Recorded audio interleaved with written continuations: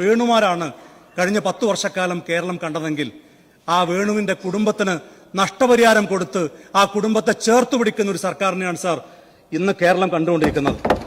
Sir, Keralam ഒന്നാകെ പറയുന്നത് LDF-ൽ നിന്ന് UDF-ലേക്കുള്ള ദൂരം എന്ന് പറയുന്നത് തെറ്റിൽ നിന്ന് തിരുത്തലുകളിലേക്കുള്ള ദൂരമാണെന്നാണ് എന്ന് ഈ നാടൊന്നാകെ പറയുന്നു. സാർ, സിയാറ്റിലെ ചീഫിന്റെ ഒരു പ്രസക്തമായ ഒരു കോട്ടുണ്ട്.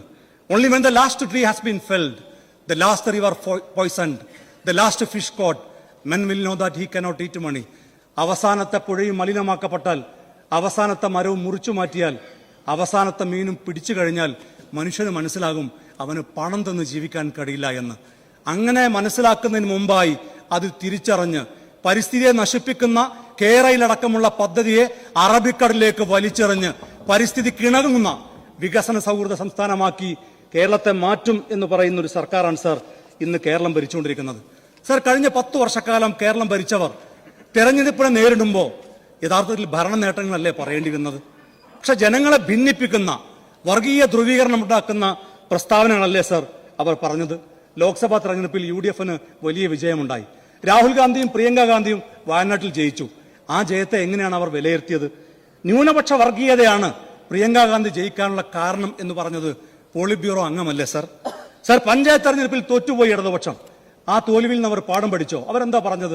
ഇവിടെ നേരത്തെ TV ഇബ്രാഹിം പറഞ്ഞില്ലേ, കാസർകോട്ടെയും മലപ്പുറത്തെയും ജയിച്ചവരുടെ പേര് നോക്കിയാൽ വർഗീയത മനസ്സിലാകുമെന്ന് പറയുന്ന തരത്തിലേക്ക് അധപ്പതിച്ചു പോയ ഒരു മുന്നണിയായി ഇടതുപക്ഷം മാറിയില്ലേ സാർ?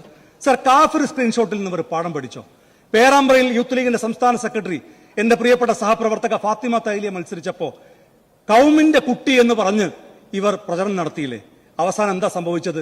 LDF-ന്റെ കൺവീനറെ പരാജയപ്പെടുത്തി ഫാത്തിമ തൈലിയ പേരാമ്പ്രയിൽ നിന്നും ജയിച്ച് ഈ നിയമസഭയിൽ അംഗമാകുന്ന കാഴ്ചയല്ലേ നമ്മൾ കണ്ടത്? എന്നിട്ട് ഇവർ പാഠം പഠിച്ചോ? ഇവരുടെ CPM-ന്റെ കണ്ണൂർ ജില്ലാ സെക്രട്ടറി അദ്ദേഹം എന്താ പറഞ്ഞത്? കണ്ണൂർ ജില്ലാ സെക്രട്ടറി പറയുന്നത് കഴിഞ്ഞ നിയമസഭാ തെരഞ്ഞെടുപ്പിൽ ന്യൂനപക്ഷ വർഗീയത തിമിർത്താടിയെന്നാണ്. പാഠം പഠിക്കാൻ ഇവർ തയ്യാറാകുന്നില്ല. ഇവിടെ നേരത്തെ സുമേഷ് സംസാരിച്ചപ്പോൾ പറഞ്ഞില്ലേ, ഇടതുപക്ഷം തകരുമെന്ന വ്യാമോഹം ആർക്കും വേണ്ട എന്ന്. ഞങ്ങൾക്ക് അങ്ങനെ ഒരു വ്യാമോഹവുമില്ല, അങ്ങനെ ഒരു മോഹവുമില്ല.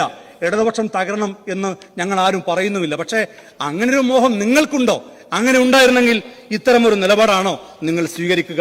സർ, ഞങ്ങളുടെ നേതാവ് PK കുഞ്ഞാലിക്കുട്ടി സാഹിബിന് കഴിഞ്ഞ നിയമസഭാ തെരഞ്ഞെടുപ്പിൽ ലഭിച്ച ഭൂരിപക്ഷം 85,000-ആണ്.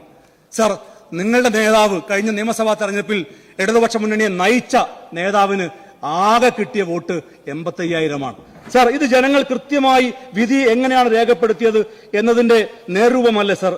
എന്നിട്ടും പ്രതിപക്ഷ നേതാവിനെ തെരഞ്ഞെടുക്കുമ്പോൾ